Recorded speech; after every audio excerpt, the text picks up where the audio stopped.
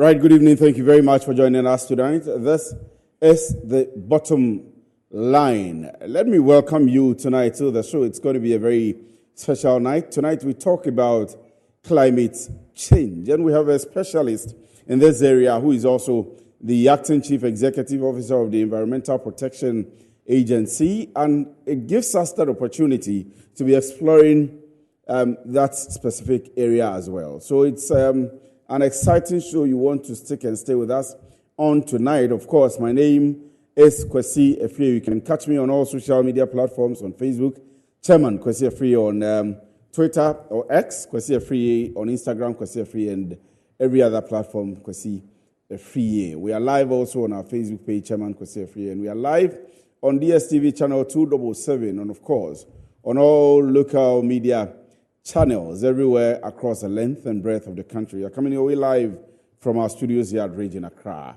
Tonight, again, as I say, is a talk about our climate. But all of you who have followed Bottomline and the other shows that we organize, for example, The Honorable, have maybe witnessed our friendship or our experience with the former Deputy Minister of Finance, Honorable John Kuma, who was also a member of Parliament for the Adjusted constituency. We've had some kind of a relationship with him. And as a way of tribute, we want to remind ourselves one of the times that we had an interview with him. This was on The Honorable.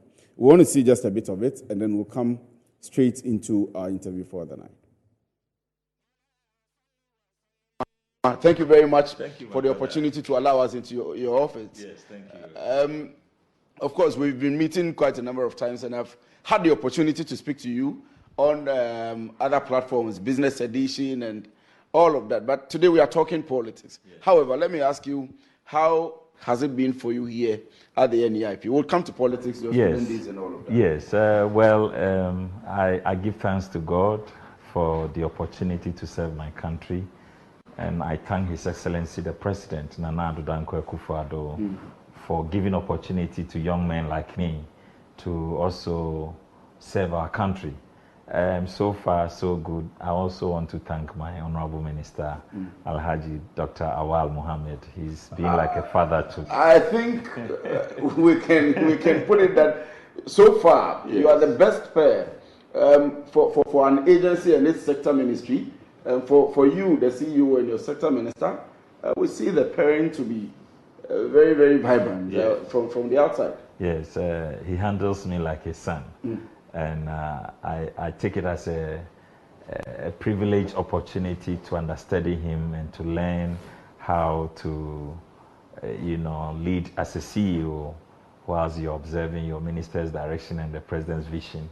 So I learn a lot from him, and I always want to show gratitude for the opportunity he has offered me, and he understands me, so I also appreciate him a lot. And how has it been? Successes, or you have had failures? Because we always see you, we have trained this number of people, we have done greenhouse. Can you run us through 3 years? Yes. It has been fantastic. The vision of His Excellency Nana Addo has been to give an enabling environment for young people to be able to become empowered economically by helping them to create their own jobs and supporting them to roll out their own vision and innovative ideas. And so far under the NEIP, the president set up a $100 million facility to help startups in Ghana. And in the past 2 years that we have been on the program, we have trained 19,000 startups. 19,000? 19,000. People to start their own business? To start their own businesses, 19,000. Wow. And that is just under only the Presidential Business Support Program. We have other ones like the PWID, support for physically disabled women who are entrepreneurs. We have SCIs, which is the Students Entrepreneurship Initiative. All these are different interventions that we have done and trained thousands of young people.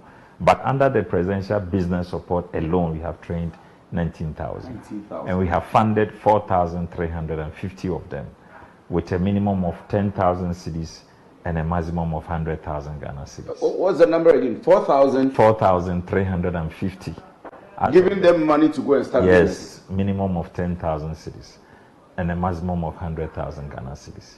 So the president has been very consistent with his vision of helping young people to be empowered economically and to start their own business. Is this money you give to party food soldiers or money you give to people that you are able to monitor Yes. and make sure that their businesses are thriving, or at least they have been able to do something with it? So under the NEIP program, there is no political colorization. You have to apply, and once you apply, automatically you qualify for The system doesn't know your party card. No. Once you apply, you qualify immediately for the training. But it's at the training center. That is where assessment is done, your vision or your business idea is measured and scaled up and weighed. And then if you qualify based on the criteria of scalability, job creation, innovativeness, among other things, if your idea gets selected, that's when you...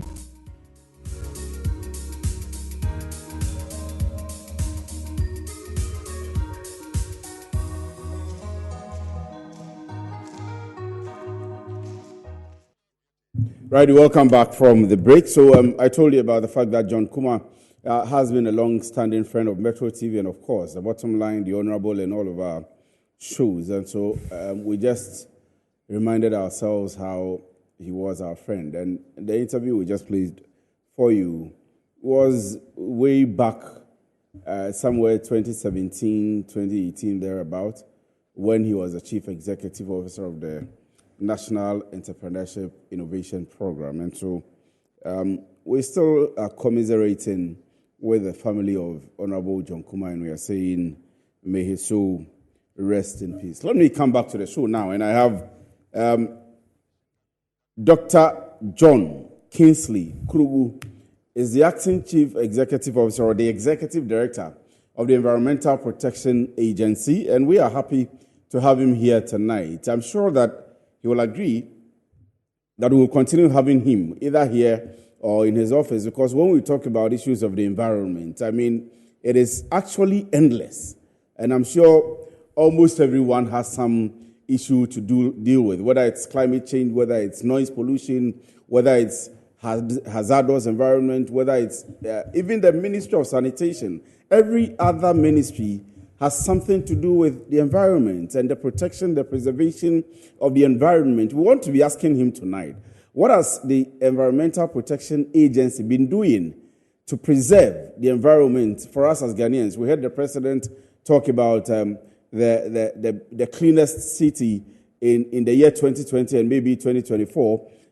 All of those issues has something to do with the environment. Climate change I've mentioned, and all of those ones. So he has a very big task on his head as the executive director of the authority. We'll be going into that, but it will interest you to know that this man, of course, is a well-accomplished man, a doctor, a public health specialist, and a lot of accolades to his name. He was the man in charge of the landscape restoration and small-scale mining projects. All of us have been talking about Galamsey and illegal mining and preservation of forests, and you hear Giadek wanting to go into the Etiwa forest, the Nyinahini forest, and you hear lots of these NGOs coming up against them, all of an attempt to preserve the environment, coming up against government and so on and so forth.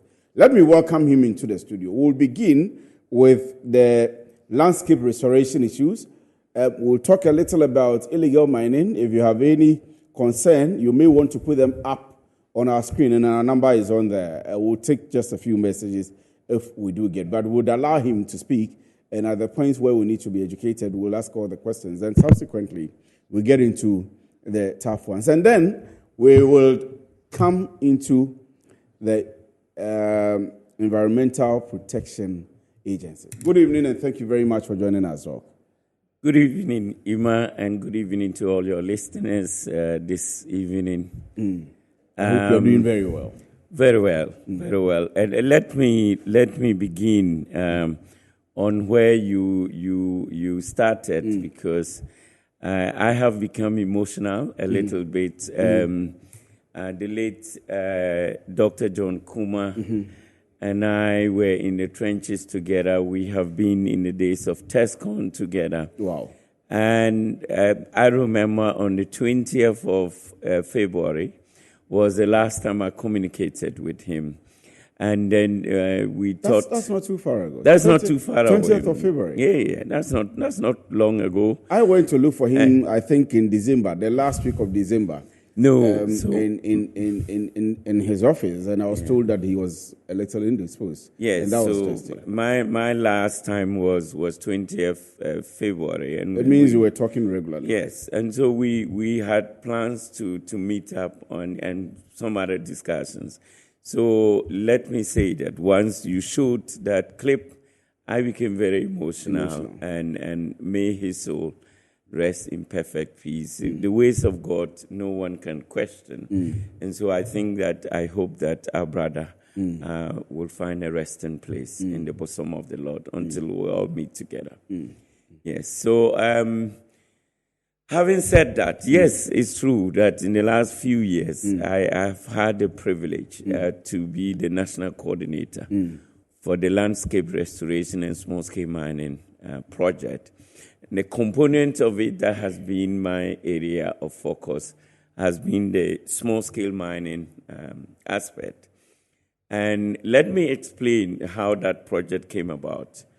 You know, the issue of Galamsey and what happens there is an eyesore to all of us. We are all not happy to see the color of the river bodies. We are not happy to see the destruction that goes on in the environment. And we are also aware that countdown to the 2020 elections, His Excellency the President said he was putting his presidency on the line. And the evidence did show that he actually put his presidency on the line. So post-2020, he took a decision that, look, I nearly lost this election on the basis of Galamsey fight, and therefore I'm not going to walk away. I want to tackle it head on. And so there are two-pronged approach. There the charge he gave to the minister responsible for lands and natural resources, the Honorable Samuel A. Jinapo, and the Minister of Environment, Science, Technology, Innovation, was that there are two-pronged approach to dealing with the matter. One aspect is to continue with the military approach and make sure that whatever is happening that is not right, there will be intervention militarily by the military to stop it. So we are all familiar with that. To that extent, this is what has been known in the media as the Galamsey fight. That is what the public is fully aware. And when they don't see some of these arrests happening, then they will say that, oh, the government has failed in the fight against Galamsey. But there is a huge component of the fight that is not always visible in the media. And that is the part that I had the opportunity to play as coordinating the long-term sustainable response that the president charged all of us to work with the various agencies that has a mandate to do something about it. And I'm talking about the Minerals Commission, the EPA, which I have the privilege to lead now, the Ghana Geological Survey Authority, the Forestry Commission, the Water Resources Commission, the PMMC. So all these agencies, and also research institutes like the University of Mines and Technology. So all these institutions, we got a charge, and we had to look for support from the World Bank to fund the long term, and the president emphasized that. And when he said that, he said he was aware that some of the measures that we need to undertake will go beyond his presidency. But he did say that some of the issues that we have to deal with are structural issues. And therefore, you are not going to get them addressed overnight. it needs a long-term view, a long-term perspective. Some of them has to do with institutional strengthening. If you have to strengthen an institution to make sure that it is able to carry out its mandate effectively, that is not a question that needs to be answered overnight. If you have to build capacity to make sure that the requisite capacity exists to be able to deal with the issue, it's not an overnight matter. If you want to look into laws and policies and formulate them or develop them, make sure that you tighten the legal framework and make sure that policies are put in place. It is not an overnight. So some of those activities is what we have been busy implementing. Also improving efficiency and making sure that you address some of the things that are promoting the informal sector. And I prefer to call it not illegal mining, but informal mining. Because if you look at it, the resources are invested in the people of Ghana. And so people have discovered some minerals behind their backyard. What they haven't done is they have not gone to take the requisite licenses so that they can come under the regulatory supervision of the EPA and the Minerals Commission, the Forestry Commission, Water Resources Commission. And so what they are doing, they are in the informal sector. That is the reason why an aspect of the work that I had been doing until this recent appointment is called formalization of ASM. That is to shift people from the informal sector and bring it to formal sector. And it's an important thing, not just because if you look across the entire African continent, the small-scale mining sector is a very large employer of the younger generation. So what we need to do is to formalize the sector, move people from the informal sector to bring them to the formal sector so that they come under regulation of the regulatory still within the mining space. Yes. Still within the mining space. I was going to ask you that, are you aware of the National Alternative Employment and Livelihood Program? Absolutely. I mean, I was part of the team that worked to bring that NALEP into fruition. NALEP, yes. NALEP, the National Alternative and Livelihood Program. And Employment and Livelihood Program. Yes, and you know that when are there not duplicity of duties? No. That's what I'm asking. I mean, so this is what happened. So this is what happened. Yes. If you remember, yes, post 2020 election, during the president's speech, the inaugural speech, he did say that he wanted to have a national dialogue on a matter that nearly cost his presidency. And you may recall that the Honorable Samuel A. Jinapor, upon taking office as the minister responsible for lands and natural resources, took the president's words literally and went around organizing that national dialogue. Did it in Accra here, he did it up north, did it in the southern sector to bring people together to a round table to have a conversation. One of the recommendations that came out of the national dialogue was to find an alternative, okay? Because not everybody who is in the small-scale mining sector wants to be there. People are just looking for their daily bread. People want to survive, okay? And so one of the recommendations was that put in a system, something that those who are in the sector, when they want to exit, then they have a leeway. Can they find something else that is also economically... which is sustainable? Yes, which is sustainable. And that is why a committee was put together. I was part of that committee, and we came out with NALEP. Now, what NALEP does is still in the mining sector. So, for example, if we are all complaining about the destruction of the environment, yes, part of the solution is to do land reclamation and land restoration, yes, to be able to restore the land back to either economic use or aesthetic purposes, whichever way you look at it. Then NALEP says that, okay, if we can reclaim and engage young people, instead of them going into mining, they can also get into revegetation. You know, they will want to plant trees on the lands that have been reclaimed and all of that, but that is also paid. So that gives them an economic opportunity to do something that is sustaining the land, but they earn income. And therefore, some people who want to go into the informal sector of conducting galamsey may choose to say, hey, if there is a way that I can still earn income and rather contribute to environmental sustainability, I prefer to go that way. Should NALEP not have come under your absolutely authority? Not. Why Absolutely not? Why not? You are in charge of landscape restoration and small-scale mining projects. Yes. So you are in charge of the restoration of the land. Yes. Which has been destroyed by these informal miners. Let me put it that way. Completely agree. You are also in charge of the people, the informal people that are mining. And we need to bring them back in society, restored. Maybe get them into some artisanal training.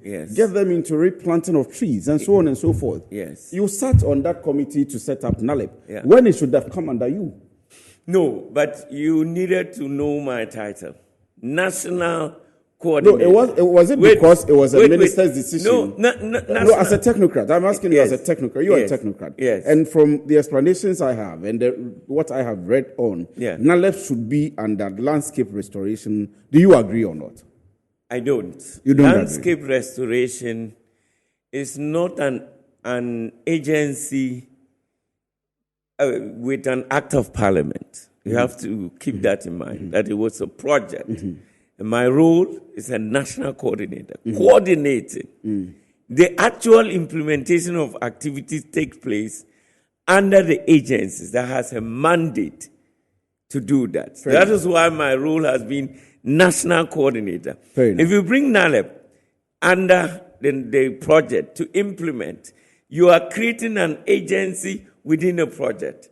And that is not the intention of the president. He says that our role was to coordinate the activities of the agencies that are mandated by law to be able to implement certain activities. And we have been doing that. And when NALEP came into existence, NALEP works with the Minerals Commission, that has already been doing some of those activities to continue to implement activities and programs that will contribute to alternative livelihood for people and environmental sustainability. Ours was to coordinate all of that and working to make sure that funding is made available from the World Bank for these agencies to be able to continue and looking into institutional assessment. I'll give you an example. We had to conduct an institutional assessment of the Precious Minerals and Marketing Company. We did the same thing for the Ghana Geological Survey Authority to be able to appreciate, because the president asked the question that, what is it? Because in other countries, you don't have this institutional framework. Here, we have the institutional framework, we have the legal framework, we have a conducive policy environment. So the president asked that question. What is it that can be done better in these agencies to make sure that the gamut of issues that we are confronted as a nation can be dealt with? And he said that we don't need to create new institutions. We just need to make sure that we look into the existing ones and strengthen what needs to be strengthened, build capacity where it is necessary, and check if new policies has to be formulated, if the legal framework need to be tightened. Those were the marching orders that we got, and we went into work. Let me ask this question specifically. I mean, people ask about whether the fight against galamsey is going on and so on and so forth. But I think that if we look at it specifically from specific angles and aspects, for example, the restoration of the lands, and I think even if people continue to mine informally, I mean, for choosing better words under your guidance. So if people continue to mine informally and consistently or continuously, we're able to reclaim the lands immediately, we won't be where we are or won't have a problem. Absolutely. Are we winning in our restorative activities from where you said? Yes. And again, let me repeat that for people to continue to mine informally, and then we look for money and go and reclaim the land, that is not the solution. The solution is to integrate the land reclamation aspect to what people are going to do. And that is partly what the EPA, working in collaboration with the other agencies, has been trying to put in place. You know that we do not have these problems with the large-scale mining companies. You know why? They post bonds. Yes. They post bonds, and they undertake their mining activities. And these bonds are not peanuts. So they put money aside, and if they do not follow through environmental sustainability practices and make sure that they reclaim whatever land that has been, turned around and all of that, they will lose those bonds that are posted, okay? Now, the EPA is saying that if this works with the large-scale mining companies, let us see how we can also build that into the small-scale mining sector but the most important thing is formalization. Let me repeat that, because you can even ask that, yes, small-scale mining companies will also have to post bonds, yes. But that is only if they are formalized. They have obtained the necessary licenses from the Minerals Commission, from the EPA, all that. Then they come under regulatory supervision. Do you think that... And that is where you can begin to discuss all of this. And that is what our project has also contributed. You are aware, and I'm sure you probably have been invited by the Minerals Commission to show you the mining cadastral administration system that has been digitalized thanks to the visionary digitalization vice president we have. The MCAS has been digitalized. What that simply means is that you can be able to apply for mining licenses sitting anywhere, even in your village. All you need is to have a smartphone and have access to the internet. And as we speak now, under the Landscape Restoration and Small-Scale Mining Project, that system is being funded to upgrade it, to incorporate, to bring the EPA Water Resources Commission. Which is secured. Let me give that to you. Let me give that to you that you have led.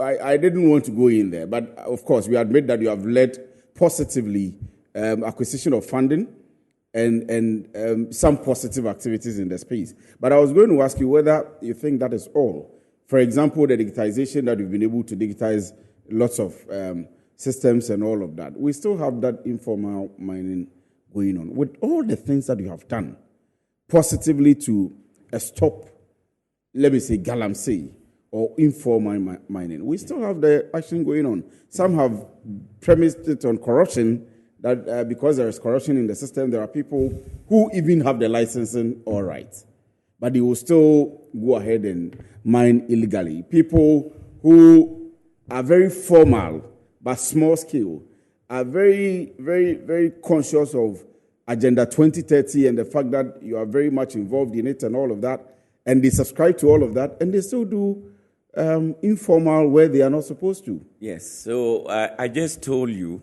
that His Excellency the President, in giving us the marching orders, he says that, look, two-pronged approach, and the Minister for Lands has carried this out excellently. One is the military approach that should make sure that we try to intervene immediately. That has been happening and still ongoing. But he did say that structural problems, the issues you talked about, you say that, oh yes, we have formalized it, we've digitalized it, but the informal sector is still going. Yes, it is a process. It's not going to happen overnight. That process is ongoing. You have to know that after putting the MCAS in place, digitalizing it, okay, the Mineral Commission has gone beyond that and is working on the tracking system.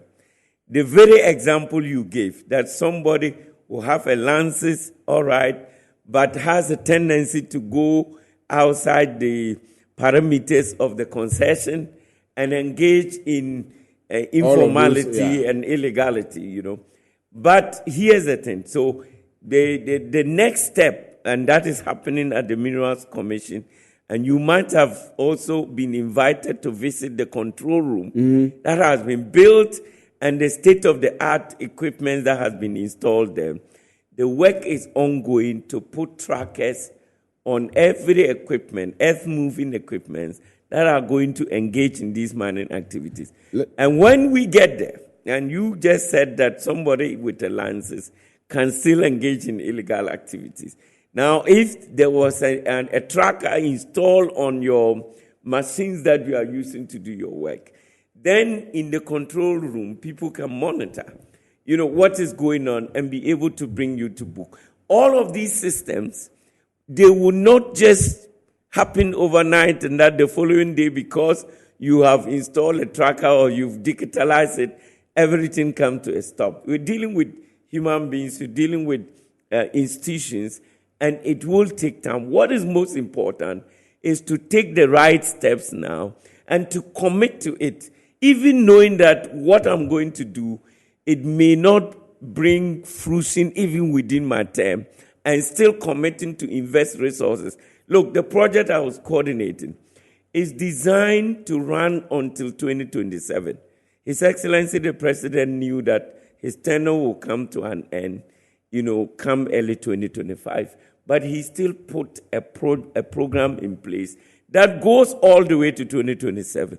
That is that kind of long-term perspective and vision and thinking about sustainable pathway to dealing with the issue. And that is where we should all applaud His Excellency the President, Nana Addo Dankwa Akufo-Addo, for that kind of thinking. Because in most cases, people think that you just do things towards the next election. But here is a president who's looking at the next generation and saying that, look, when we have been implementing that project, he knew that it is running till 2027. There are certain activities we have initiated. The time you will get to see real results, it may be 2025, 2026, 2027. That is where you get the real impact. But the amount of work that has been put into it and the long-term perspective is what we should all be thinking about. I have a lot of questions on the landscape restoration and small-scale mining project. But you are the Executive Director of Environmental Protection Agency now. Let me start from the bottom. And because of time, let me move away from the land scale. You were able to acquire $103 million from the World Bank as the coordinator. Even though I'm suggesting that NALEF should have been under you, you disagree. Yeah. But just as a coordinator, you were able to secure these funds. And I'm sure that it will be to your name, of course, with your team, for the rest of the existence of the landscape restoration project. What do you want to be noted for? How long have you been in? And then what do you want to be noted for? I'm talking about the $103 million a year, and we'll keep talking about it. Yeah. What should we keep talking about during your tenure as the Chief Executive Officer of EPA? Yes, but thank you so much. Let me quickly add that it is not an individual. Of course, you let. Yes, that's what all leaders say. It is not by myself. No, but you led the effort. We'll give it to you. You and your team. It's a collective effort. Mm-hmm. It started by Dr. Isaac Kakari, whom I took over. I work very closely with colleagues at the EPA. The interesting thing is this amount that was procured. A chunk of it is even being spent under the EPA. Wow. Which you are heading now. Which I'm heading now. So that makes it an interesting. So yes, the colleagues at EPA and the effort they also put into it is what contributed to securing that fund. And I have heard people even say that, well, it is only few months left to the end of the life of this government, so what can you do? My answer has always been that, look, governance is a continuum. Exactly. Okay, I am taking over from the Honorable Dr. Kokofu, who has done a brilliant job at the EPA in the last 3.5 years. A fantastic job. I'm beginning to uncover all the work that has been put into the efforts that has been made at the EPA.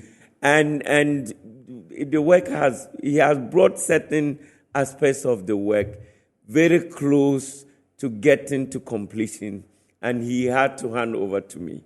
My job is to make sure we continue on that. One of the critical aspect of it is that the EPA is called an agency. But we know that the matters in the environment, whether you are looking at the petrochemical industry, or you are looking at mining sector, or you are looking at the plastic industry, you are looking at pollution, you are looking at waste management, you are looking at climate actions. Whichever way you look at it, the environment is critical to our sustainability. In fact, it is the issues within the environment poses an existential threat to our very existence on this earth. And therefore, we all, as a people, have to take environmental matters very serious. So one of the things that, and the Honorable Minister for Environment, Science, Technology, Innovation, and the Honorable Dr. Kokofu has been working in the last few years, has been to be able to turn it from an agency into an authority, to give it more powers to be able to, superintend over and safeguard our environment. And so that work is currently before a subcommittee in Parliament. I think that my immediate responsibility would be to be able to work to support the incoming Minister for Environment, Science, Technology, and Innovation, to be able to support her to push that bill through Parliament, to give authority to the EPA and strengthen the EPA, give it more biting capacity to be able to take certain measures for us to be able to protect our environment. That is one of the critical things that I want to continue to work to. Of course, the EPA is an autonomous body as well. It doesn't get subventions from central government. Wow. So, yes. You don't get subventions? No. So, I think since 2016, that decision was made, and the EPA is an autonomous.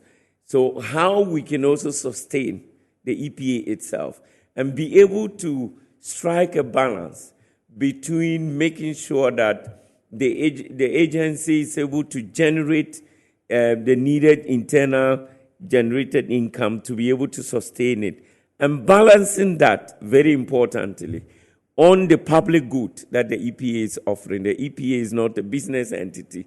The EPA has a mandate to protect our environment. And protecting the environment, you don't just look at the figures. It is a public good. It is an ethical, and a moral responsibility that is placed on the EPA. So how to balance that? Make sure that the EPA continue to deliver a public good. All of us want to go to bed and sleep without noise pollution. We all want to breathe very clean air. We want to drink very clean water. We want to work in a safe environment, and the EPA has that responsibility, that mandate, to make sure that we can all thrive in a very safe and healthy environment. But at the same time, the EPA itself would also have to be sustainable, and that is also one of the areas that I am going to pay critical attention to. So when you say, for example, we are going on monitoring, let's say you are coming to Metro TV or you are coming to Accra Sub-Metro to do monitoring. We'll come to Metro TV very soon just to check whether... So what exactly, I want for the purposes of the layman watching us tonight, what exactly would you come to check? Well, everything, if you like.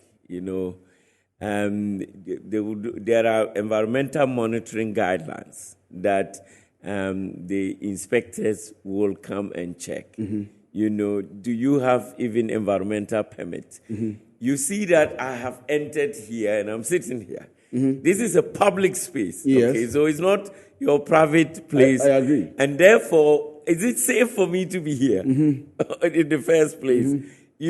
What are the safety systems that has been put in place? You check fire, to make sure fire is everything. Fire service? Everything. What are the measures you have put in place to make sure that when I come here, my family can be rest assured that you will finish the program and come home in whole. Yes, in whole. And so yes. The safety measures you have put in place, the environmental issues that you've looked at and all of that, they will be monitoring. And so that's why I said it is both ethical and moral responsibility that the EPA has to discharge. And in doing that, we are mindful of the public good that we have to offer. At the same time, we also have to hold people responsible to make sure that they are also doing their part for us to be able to protect the environment. And everything, the environment is anything from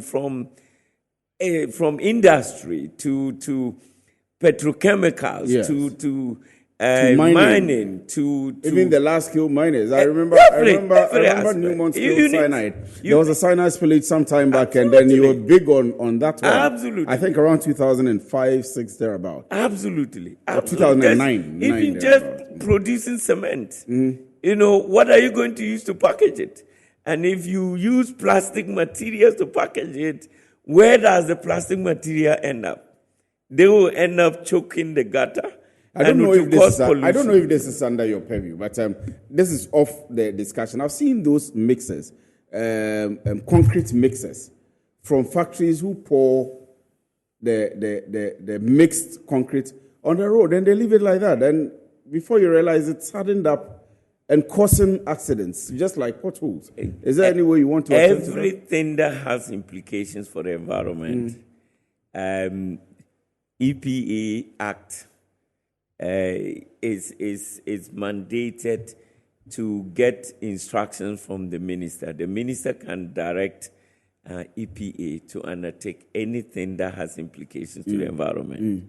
It's as simple as that. So you said the concrete mixtures, they're working under a certain industry. Yes. And in that area too, people need to have a permit from the EPA to be able to conduct that. And once you have the permit... The building and construction industry? The built environment. Built environment. If you come to the EPA, there's a whole department, the built environment department, and they look into all of that, whether people have the permit to do what they are doing, and are they doing it in accordance with environmental guidelines, safe environmental guidelines, such that not only the land and soil and trees and plants are protected, but the human beings who are working in that environment. To what extent are they also protected? So for the purposes of somebody's question, I'm going to ask you what I'm asking, then I continue with the question. For the purposes of enforcement, monitoring and evaluation, do you have enough staff? I think offices. I think offices is a challenge. The EPA headquarters, for example, is overstretched in terms of office space. So it's one of the issues that, in fact, the union came to me to discuss just today about how we can, look at how to get space for the workers. In terms of staffing, in the last few years, the leadership of the EPA had to take very bold decisions to increase the staff capacity. So I think the staffing I'm asking that because that Daniel Yabua from Awo, she says, please talk to the executive director of EPA. He knows, or he seems to know, a lot about the environment, but we need jobs. They can create jobs in every district for EPA officers. That's why I'm asking whether you have offices across the country. So he's asking whether you can create jobs and employ more people, train them, and equip them to become EPA officers in every district. Yes, and I touched a bit about it. I did say that the EPA is autonomous. Okay, so at the moment, the EPA doesn't have offices in all districts, but it has area offices. At the moment, there are offices in the regions, and there are area offices that are have oversight for more than one district. The objective, of course, is to be able to get to the point where you have offices in every district to be able to take care of environmental issues there. But when you are autonomous, you do that alongside your revenue generation, physical discipline alongside. And I think that the pathway is clear. There's a new strategic plan coming in that would also look at it from a sustainability point of view, but also be able to expand. Would you need government support in this? Because you agree that this is a very crucial point. I mean, people are cooking all over the place. People are food vendors, pharmacies, companies are all over the place serving people. Public goods, as you say, and you call it. And that you need to be able to monitor everything. Yes. So you need offices every nook and cranny of the country. Absolutely. And over time, that will happen. Will you make a call on government to support you in getting offices? I think government is supporting. I listened to the minister, the incoming minister on her vetting, and she's very much conscious of all of this, and she spoke about how she's coming in to be able to support the EPA and make sure that the EPA is more sustainable and be able to expand to offer services in every nook and corner of this country. My time is up, but I'm getting a lot more messages. Let me ask this last one. I would like to ask the EPA boss, what benefits do we stand to gain from them? They keep taking huge amounts of from businesses. He's explained a lot, but about the huge amounts they take from. What benefits? We all want to have very quality oxygen to breathe in. We want to get to net zero at a point where the amount of carbon dioxide being put into the atmosphere is also the same amount is being taken out of it. And we have this 2060 goal that we all want to get to and be able to deal with climate change and have a sustainable we all want to stay away from pollution, whether it's water, air, whatever. Nobody wants to get into a pollution. We want to be able to manage our waste in such a way that we can even have renewable energy out of it. We want to have green jobs. We want to decarbonize. So there's so much that the EPA has to offer. Good evening to you, Director. Can you please give us, unfortunately my time is up. A producer says my time is up. But this one says, can you give us a brief about noise making, especially the churches and mosques? Okay, Matthew from Medina, your message has also been seen. My guest tonight, I'm sure we'll have another time with him and we'll get him to answer just questions. There are no questions from myself. But Dr. John Kingsley Krugu is the Acting Executive Director, Environmental Protection Agency, soon to be authority, I'm sure under his directorship. Thank you very much for joining us tonight. My name is Kwesi Free, and this has been The Bottom Line. Thank you all very much for your text messages, and have a very good evening.